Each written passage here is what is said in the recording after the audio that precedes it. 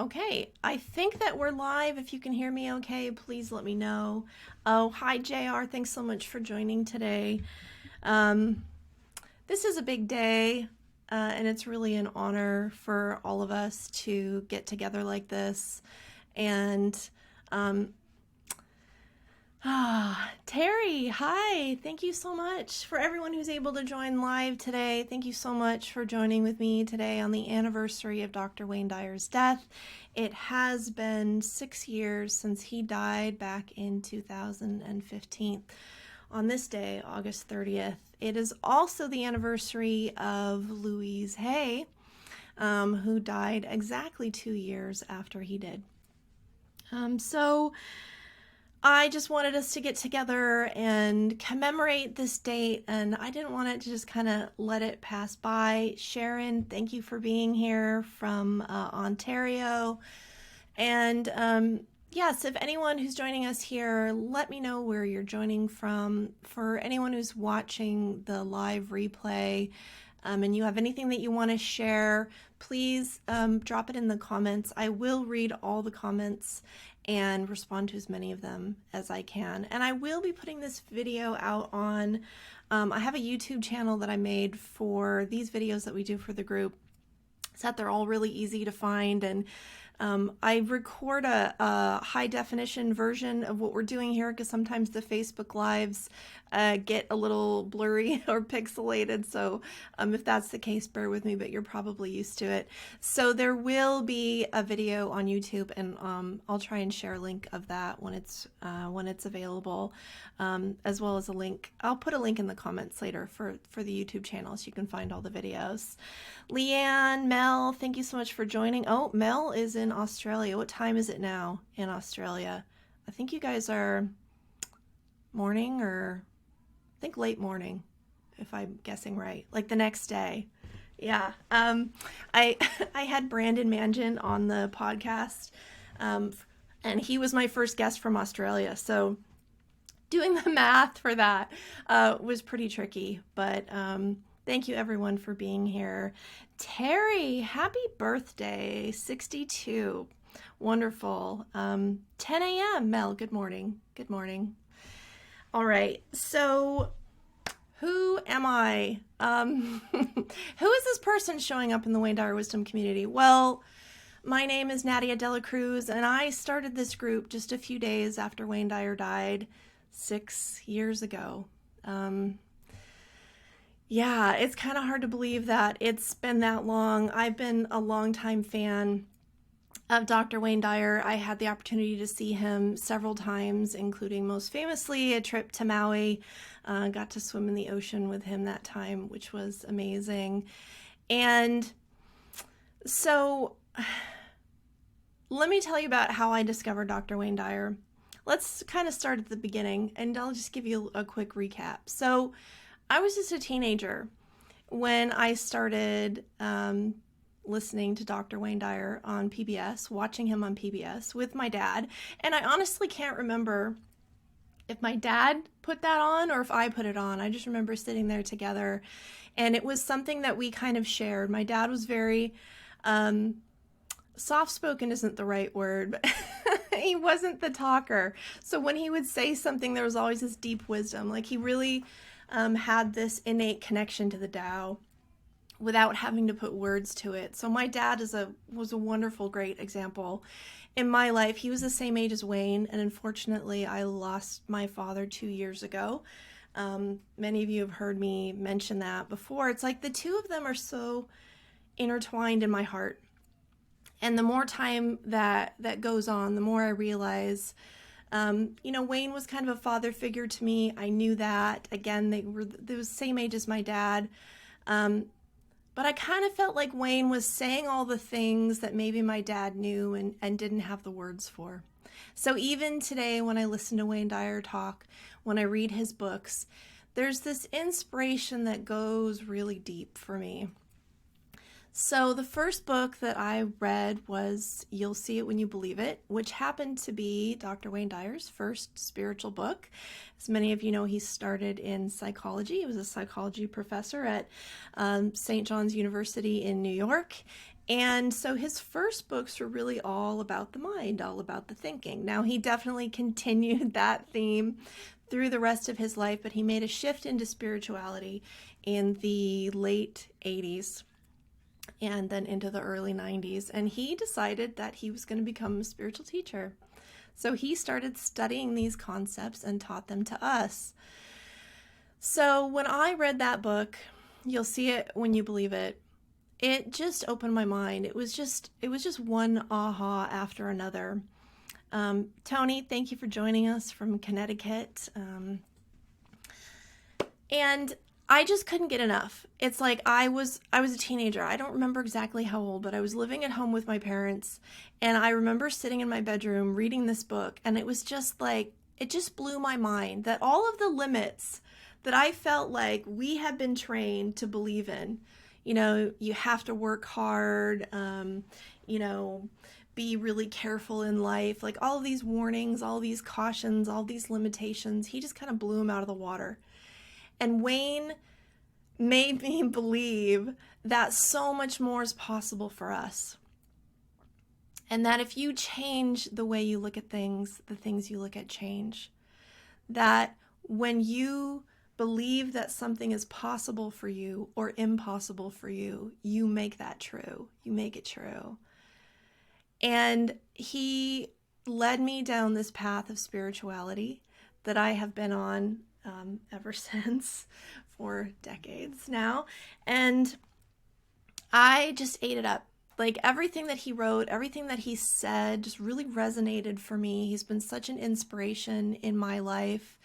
I'm also so grateful for this book. I don't know if you can see it here. I can see clearly now, which is known as his memoir, but I believe he referred to it as a series of quantum moments in his life. It was like a list of synchronicities that kind of led him forward to how he became who he was. So if you love Wayne Dyer, or you're new to him, or you like his quotes but you want to know more about the man, this is a wonderful book. I can see clearly now, and it was one of the last books that he wrote in his life. Actually, he had said he was done writing. On his birthdays with his kids, he said, you know what? I have nothing to prove. I've written like 40 books. That's enough. I'm going to stop writing. And the next day he wakes up and starts writing this. Like it just came out of him, and all these memories from his life and how things connected together, that looking back, he could see how it all fit. But he didn't do that just to tell us about his life. He did that to show us there's always something bigger moving the pieces around. That there is divine synchronicity in your life. And that when you get connected to Source, when you realign with who you really are, with that divine energy, that you'll start to see more and more of these coincidences or synchronicities showing up in your life. That you can actually use this as a way of manifesting and living the kind of life that's going to be really fulfilling. That you're not going to die with regret. We don't want to get to the end of our life and say, what if our whole life was wrong? Well, if you listen to Wayne Dyer, if you read his books, I swear it's definitely worked for me. He has changed my idea of what's possible by leaps and bounds. I have a mind that's open to everything and attached to nothing. So I had followed him for a long time. I'm here in Seattle. I saw him once when he came here in Seattle. I saw him once in Las Vegas, which was a strange place to see Dr. Dyer.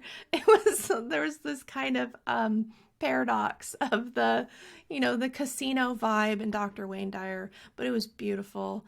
And his daughter Sky was there. And then I saw him in Maui, and that was a weekend, and I went by myself in my 20s, and it was just magical. I mean, I came home a changed person. He was talking about the Tao Te Ching. He had written Change Your Thoughts, Change Your Life. And oh my gosh, like I just felt so plugged in and so connected and so grateful to have had that time, not only with Wayne, who walked from his home, steps away from where we were on Kaanapali, but also all the people that were there. It was just such a loving space. So that was, I believe, 2007 in Maui. And I knew that it had come out that he had leukemia. And I knew that he was maybe getting older, but he was in good health. He was still doing what he loves to do. He was still showing up for talks. He was still writing. And his presence was so larger than life. And you'd almost think he would never die. And then he was talking about, I am healed. I am healed. Like, that is his affirmation. I am in perfect health. I am perfect health. And he encouraged other people to do that. And he was convinced that he was healed for a number of reasons. People came and helped him, and different things happened. But he just felt different. He felt good. He started doing yoga again. He loved yoga. And he said, I don't need the doctors to prove it to me. So he stopped going for all the tests. And it turns out that when he died, he didn't die of leukemia. And in fact, the autopsy showed no sign of leukemia in his body. So he was right. He was healed. That doesn't mean that we're going to live forever. From nowhere to now here, back to nowhere again. We all make that journey. It's a return trip. And Wayne used to say, nobody dies before it's their time. But I got to tell you, when he died, that was just such a shock to so many. He had just come back from a trip to Australia and New Zealand where he was giving talks, and his daughter Sage was there, and I think Serena was with him too. I didn't get to see him in Australia, but he came back, and it was just like a few days later he died in Maui, and he died of a heart attack overnight. And so the way that I found out about it, the way that I found out that he was gone, was I was at home. I had a little boy, he's still with me, don't worry, who had like just recently turned 2, so it was really small, home with my baby. And I sit down. I remember, I could still see it. Like, I sat down in my bedroom for a minute and popped up Facebook. And the first thing that I saw was from Dr. Wayne Dyer's page saying that he had died and he was on to his next adventure. And it had been posted like 1 minute earlier. Synchronicity. Like, how does that happen? I don't know. Like, I pull up my phone and there it was. It had just been posted. And I was like, is this real? Is it true? Wait, why is Wayne Dyer posting that he died? Oh, no. It must be like his family or somebody who runs the page for him. I don't think he was real tech savvy anyway, but then we've all heard of death hoaxes. There were probably quite a few back at that time. And I was like, is this real? Like, did his account get hacked? And I was just stunned and scared and shocked. And I went on Google and I started searching for Wayne Dyer, and I couldn't find anything. There was nothing. There was nothing in the news. And I'm like, I'm starting to grieve. Oh, I don't want to get teared up now. I was starting to grieve. And I was like, wait, I don't even know if this is real. I don't know if this is true, And I pick up the phone and I call my husband. He was at PAX, the Penny Arcade Expo in Seattle. So he was gone for the day. And I called him and I'm like, I just saw something that said Wayne Dyer died. He knows how I feel about Wayne Dyer. And he was like, oh my gosh, I'm so sorry. I said, well, I don't even know if I should believe it. He's like, well, if it's true, it'll come out. But like, I couldn't stop the tears, and I get off the phone and I'm just like, it can't be.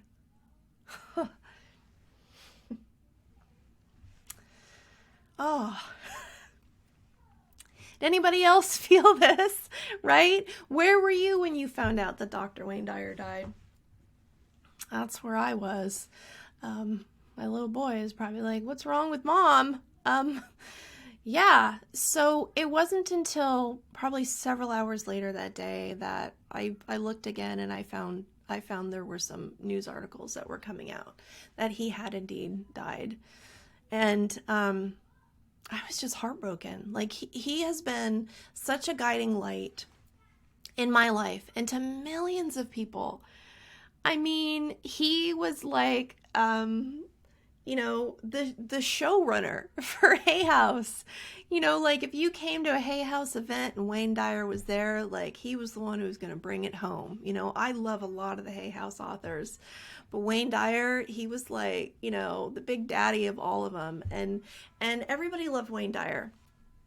And he'd been doing this for a long time. He'd been doing this since the 70s, and he was just an incredible speaker, a great scholar. And, like, what were we going to do without Wayne?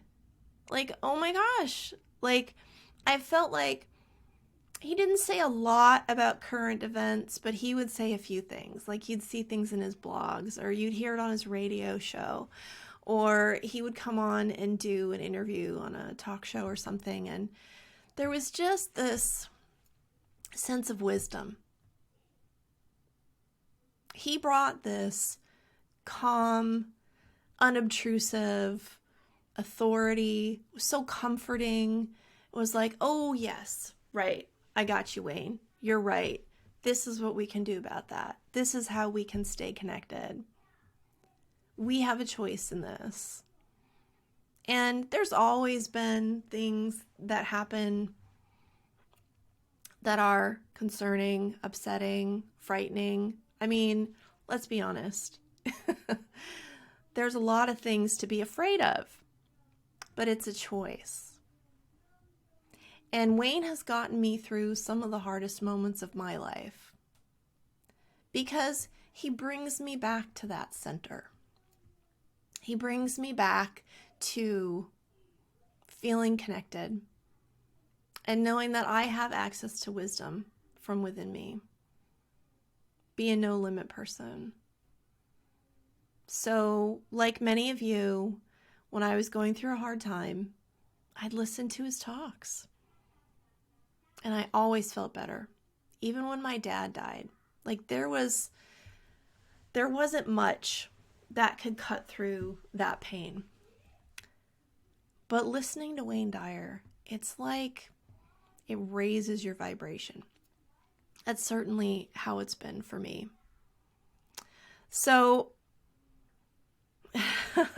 the room that I'm in now was a spare room in our house. The day after he died, I moved some things around. I pulled out some objects that had special meaning to me. I collected all my Wayne Dyer books. I had like a ton of CDs and DVDs, and yeah, we're going kind of old school here. And I collected everything, and I turned this into my sacred space. I knew that Wayne Dyer talked about sacred space as being so important. We'd been in this house for maybe a year, but I hadn't set up a space for that. So the day after he died, I turned this into my sacred space. That later evolved into a sacred office. And I took with me the lesson that he said, have a mind that's open to everything and attached to nothing. And I went on a journey of exploring different facets of spirituality, which have really enriched my life. So I am a big believer that having a spiritual perspective is so life-changing. Because if you believe that the only thing exists is what we see, that this material world, that what can be observed with the five senses is the only thing that exists, you're missing the meaning. You're missing the energy. You're tuning out the energy. I mean, where do our ancestors go when they die? Well, I think they're still with us. I wanted to talk to you a little bit about the knowing. Has anybody read this book? So it was written by Sage and Serena Dyer, and it came out earlier this year. I think it was in May.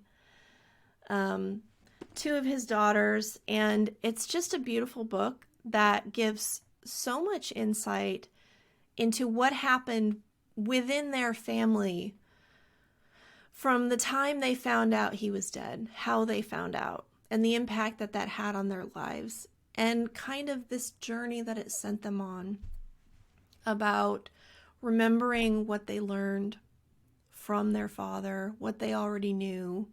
You know, both their parents were very spiritual and they were raised with that. So these ideas weren't new, but they kind of get tested when you lose somebody.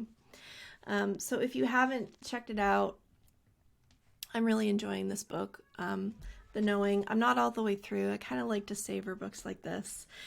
11 Lessons to Understand the Quiet Urges of Your Soul by Sage Dyer and Serena Dyer Pisoni. Oh, and now I see I'm missing your comments. Sorry, folks. I see them now. I'm scrolling. I'm getting with technology. Okay. Deanna, yes. Wayne's spirit still guides you. Yeah, I know it does. Deanna was also a guest on the podcast. Oh, okay. So I told you how I started the group. No, I didn't. Oh my gosh. I totally skipped over it. I got sucked into the world of Wayne's teachings. So a few days after Wayne died, I started this group. I wanted to dive back into his books and his teachings, and I wanted to have a way to connect with other people who loved him like I did, who were interested in these things that we could share and connect. And so I started the Wayne Dyer Wisdom Community, and it was really small for a long time.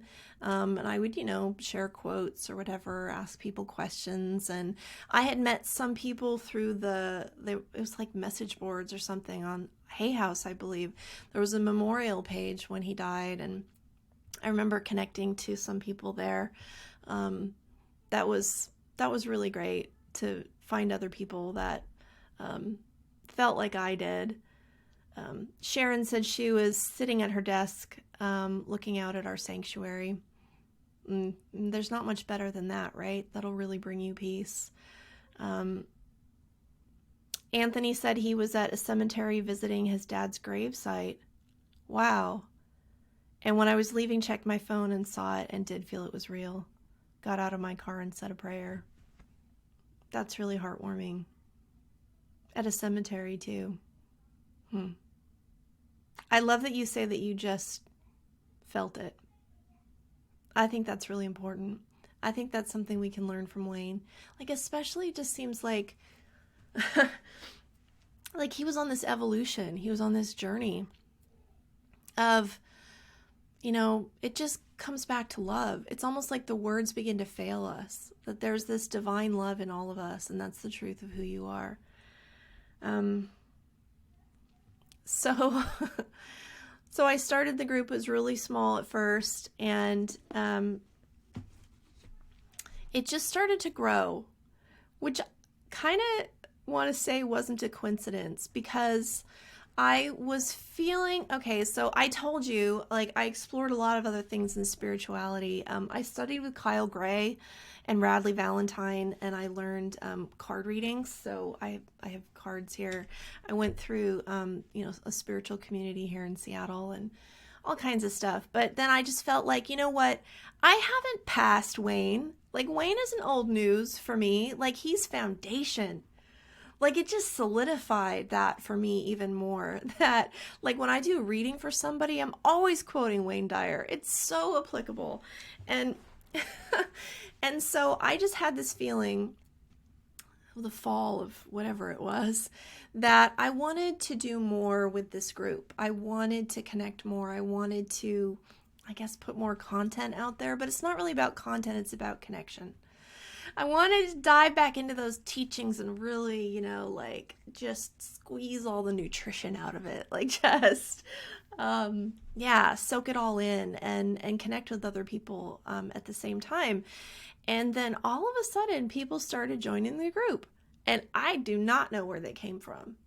All I can tell you is it's probably not a coincidence that I had that feeling, I made that choice, and then all of a sudden people started showing up, and more and more and more and more and more and more and more people. And we've got like about 100,000 people in the group now, which is amazing and so cool because you guys are just beautiful people, beautiful souls. This is such a wonderful space to come to. I love coming and seeing, just how great you guys are in the comments and some of the things that you share. And I just know there's so much heart. And so the podcast. So when we were in quarantine last year, I was getting ready to do a podcast with a friend of mine. And I thought, well, I need to figure out how to do it. I need to figure out what equipment and how to do the recording and the editing and how do you even how do you upload a podcast? How does that work? So I was doing all this research to figure out how to do it. And I thought, oh, you know what?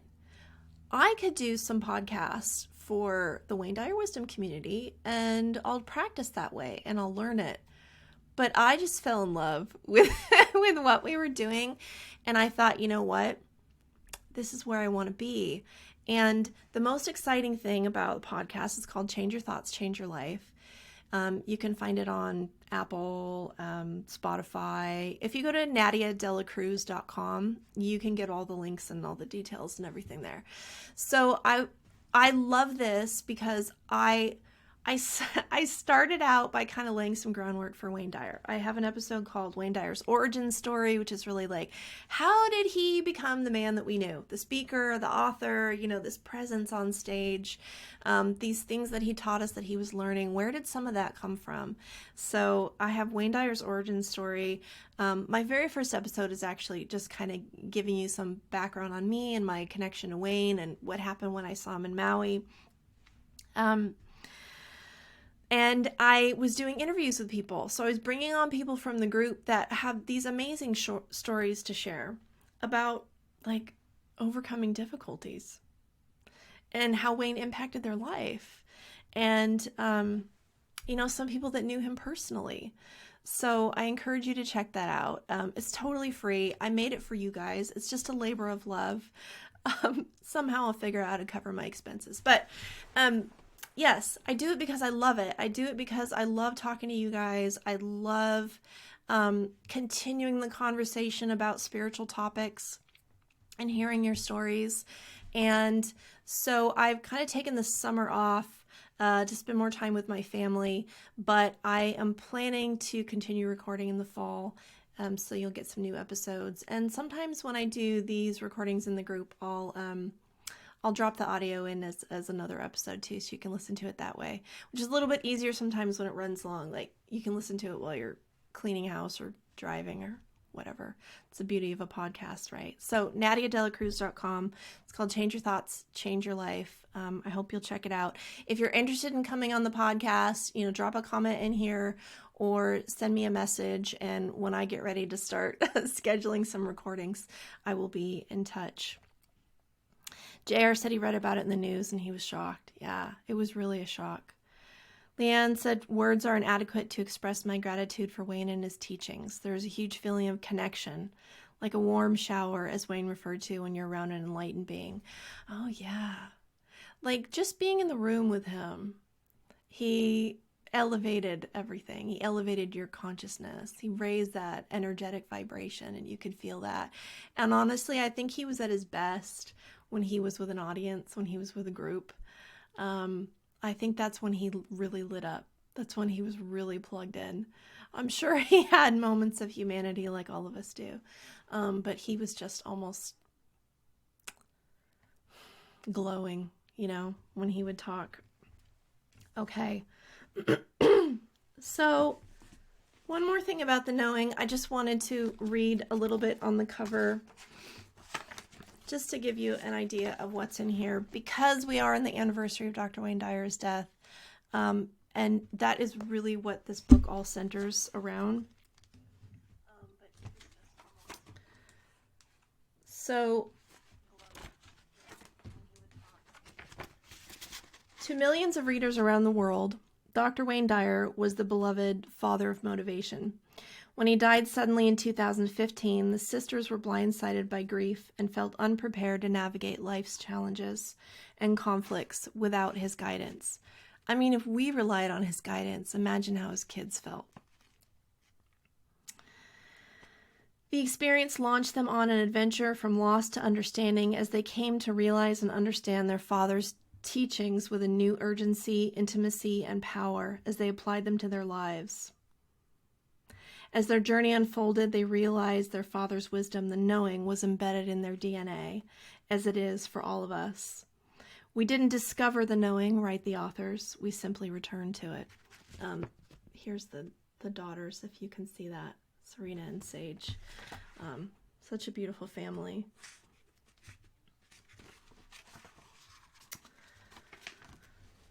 When he died suddenly in 2015, we were all blindsided by grief and felt unprepared to navigate life's challenges and conflicts without his guidance. The experience launched us on an adventure from loss to understanding. Like anyone who finds themselves at a personal crossroads, we had the choice of being broken or transformed. Broken or transformed by the experience of our father's death. He'd always been there for us when we needed him, and we came to discover he still was, just in a different way. I really believe that he's still with us, not just Wayne. We all have loved ones who have crossed over. I really believe that they're still with us. I don't claim to understand all of it. We sort of have our human blinders on. But in one way, Wayne's with us because he poured so much of himself, what he knew, what he understood, what was helpful for him. He poured it into over 40 books. He made so many audio recordings. There's video teachings. There's interviews that he did. There's his radio show, which you can listen to as a podcast now. I mean, there's so much. He created this whole multimedia library for us. In another way, he's with us because I hear stories all the time of people who get signs from Wayne. His family talks about that a lot in the book, The Knowing, the kind of things that they receive from him, and the kind of signs that they saw in hindsight that maybe part of him knew he was going to go, that he was preparing for this and he was ready. That brings me a little bit of comfort. I still feel his presence here. I made this painting 1 year ago, exactly, on the 5th anniversary of his death. That's another way he's still here with me. And I think that if you want to learn, if you want to feel the heart of his teachings, you can feel him with you when you read his words. You can feel him with you when you meditate. And that's not just true for Wayne.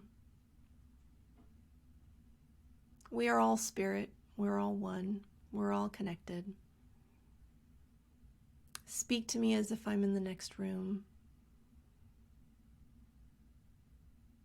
I think it was Ram Dass who said death is like taking off a tight shoe.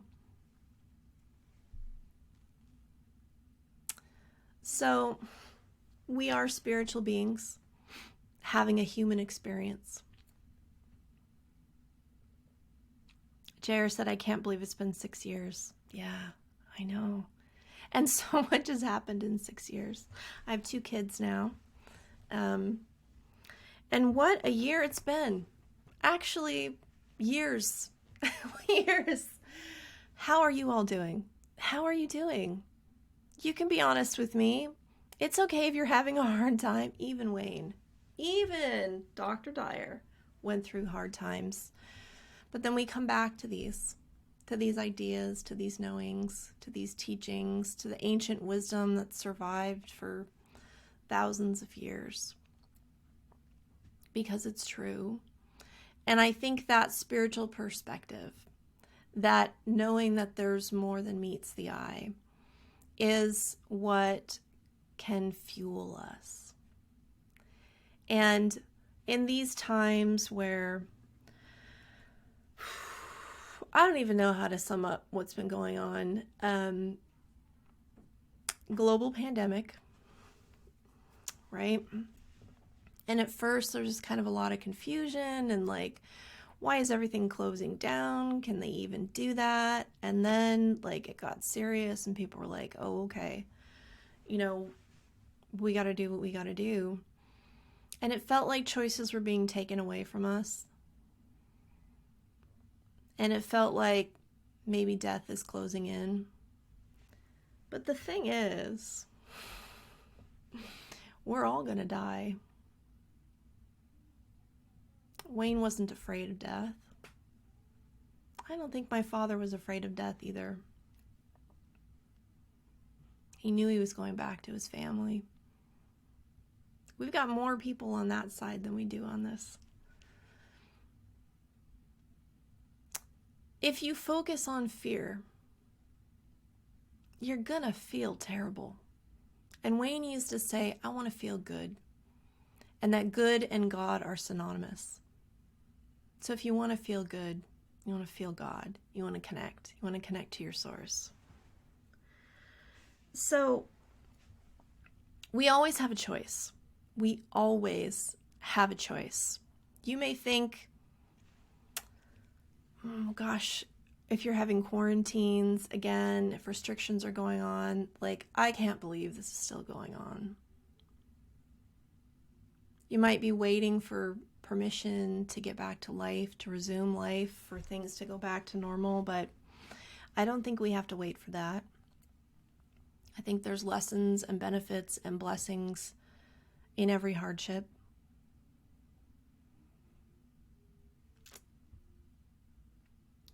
I spoke to Dr. Terry Gordon, who was a good friend of Wayne Dyer. He wrote this book, No Storm Lasts Forever. And the wisdom that he got when his son had been in a terrible accident, the wisdom that he received from God was, treat this as if you had chosen it. That's a big ask. That is a big ask. But then what do we get from that? You go, well, maybe it gives me an opportunity to slow down, to reassess, to question my fears. How about that? That's a good one. Because the thing is, like, if you listen to the news, if you watch the news, you read the news, you're getting the news, it's almost exclusively bad news, which is going to trigger this emotional reaction, and what you focus on expands. So if you're focusing on something to be afraid of, your fear for that is going to grow and grow and grow and grow. And that's natural. It doesn't mean there's something wrong with you. It's not a failing of you because you feel fear. We all feel fear. But it's, what do you focus on? And where is your point of power? And your point of power is in the present moment. It's not worrying about what's going to happen. It's not stressing about what's happened in the past.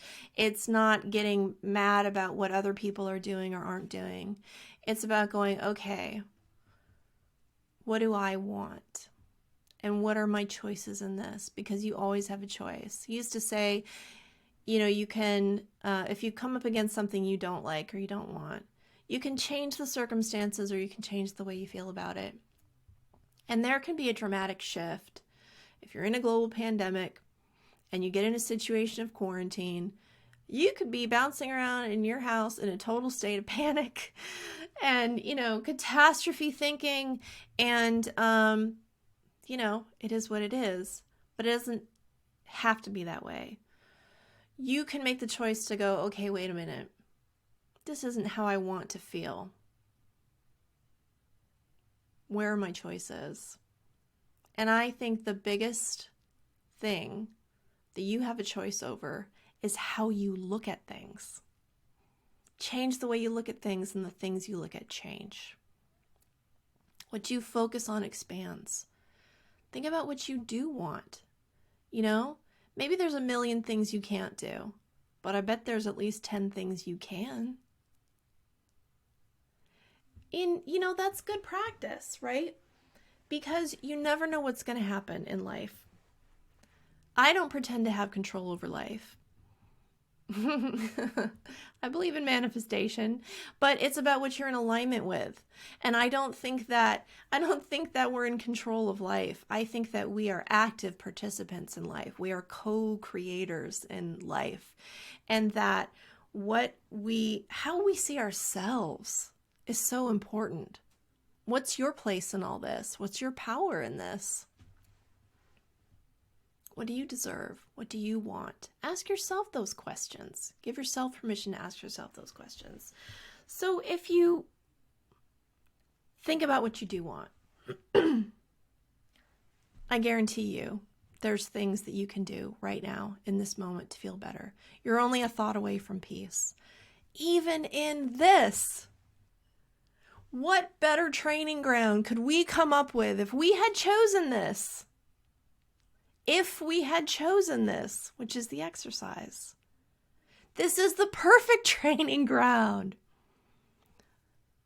for influencing your thoughts, for learning how much your thoughts can change your experience of life, how much it can change your day. Do you wake up and say, thank you? Or do you wake up and say, good God, morning? You say, good morning, God, or good God, morning? And it doesn't have to be every day, but know that you have the power. Know that you have the power to turn that around. Honestly, we've been through a lot. We've lost loved ones. We've lost jobs. We've lost a sense of normalcy, a sense of security. But what have we gained? I want you to think about that. What would Wayne say? I ask myself that a lot. What would Wayne say? The power of your mind is incredible. You are more than this body. We don't have all the information. When you're thinking from a human brain, like you can't solve a problem with the same mind that created it. So connect to divine, because you are connected to all of it. What a beautiful reminder. Even when we're separated, we're connected. Whenever you're watching this, whatever time you're watching the replay, it's perfect timing. We're still connected. We're always connected. There's so much about this life that is illusion, but there's meaning in all of it. There's purpose in all of it. Mine your experiences for the lessons, even this one, especially this one. Find your point of power. It's always in the present moment. If you don't already have a meditation practice, I encourage you to start one. Oh, Tim just joined us. Tim, you missed the party. I'm just wrapping up. That's okay. You can catch the replay. Tim Nixon. I want to actually have him on next month. We have some great things to talk about. So I try to do a monthly gathering. It's been a little weird over the summer. But I try to do a monthly gathering in the Wayne Dyer Wisdom community. If there's anything you guys would love to hear more about or any content you'd like, either in the group or on the podcast, please let me know. And if you're interested in being a guest, you got a story to share, I'd love to hear it. And once Tim and I finalize a date, I will get that on the calendar for our next event. So, I mean, before we go, I really want to give all of you an opportunity, and this goes for those watching the replay as well. Like how did Wayne impact your life? You know, what was the first book that you read? There are a few people that are just finding out that he died, which is probably kind of a shock. But what impact did that have on you?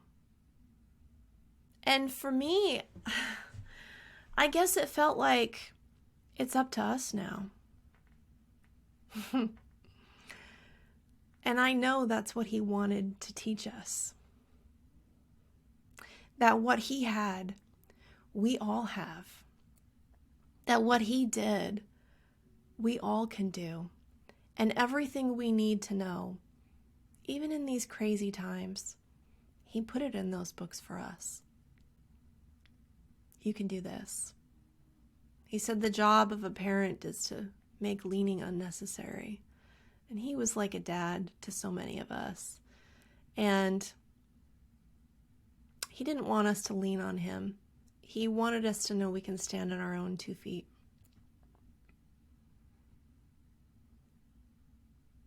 Unregular Joe said, Dr. Dyer saved me from my old self. His presence, his teachings can really be transformative. And I've been following his work for a long time. I think it's pretty safe to say I'm going to be studying and enjoying and learning from him for the rest of my life. He doesn't have to be here in form to still have that impact on me. And I am so blessed to be a part of this conversation,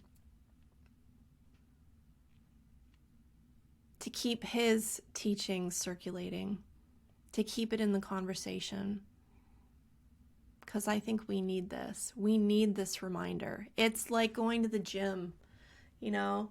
You can't just go once and think that you're done. Like, you know, if you meditate on the regular, if you read these books and listen to these talks, it's like you get this dose of inspiration that kind of carries you on.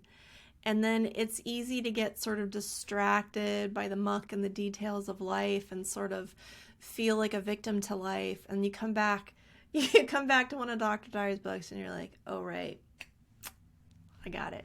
I can do this. I can not only do this, I can thrive here. And that we're not in charge of everything that happens in the world. We're not in charge of everything that happens in our life. But you can live a wonderful life. Leanne said, I saw the Shift movie at such a crucial time. Oh, thank you for bringing that up, because I wanted to mention, I saw this today and I shared it in the group. Hay House posted that, okay, so this is the anniversary of both the death of Wayne Dyer and Louise Hay, who died 2 years later, both on August 30th.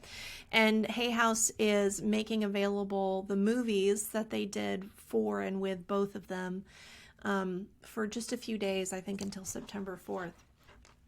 So The Shift, Wayne Dyer was so proud of this movie. He was so proud of it. This was really a stretch for him. He said it was like a new career in his 60s, and he had to learn how to act and take direction, which wasn't real great for him. But they put out an amazing movie. He wanted it to be really high quality, and it is. He used to hand these out at the airport and to people who called in to do his radio show and everything. You can watch this right now on Hay House. Check the feed in the group, and you'll probably see the link in there from Hay House. I think someone else in the group also copied and pasted it in, so you'll probably find two. This is the other one. Tales of Everyday Magic, My Greatest Teacher. Now, Dr. Wayne Dyer is in this, but it's more like a cameo. The person playing him is Patrick Fabian, and it's great. You know what's so here? You see that? It's out of focus. You know what's so funny is I saw Patrick Fabian in another movie, and I don't remember what it was, but I was like, that guy looks so familiar. Where do I know him from? And then I finally figured out, oh, he played Wayne. How could I forget that? So My Greatest Teacher. I cannot let you go without mentioning this, because did you know August 30th was the day that Wayne Dyer described for many years as the most significant day of his life? August 30th, 1974, 41 years to the day before he died, he had this experience.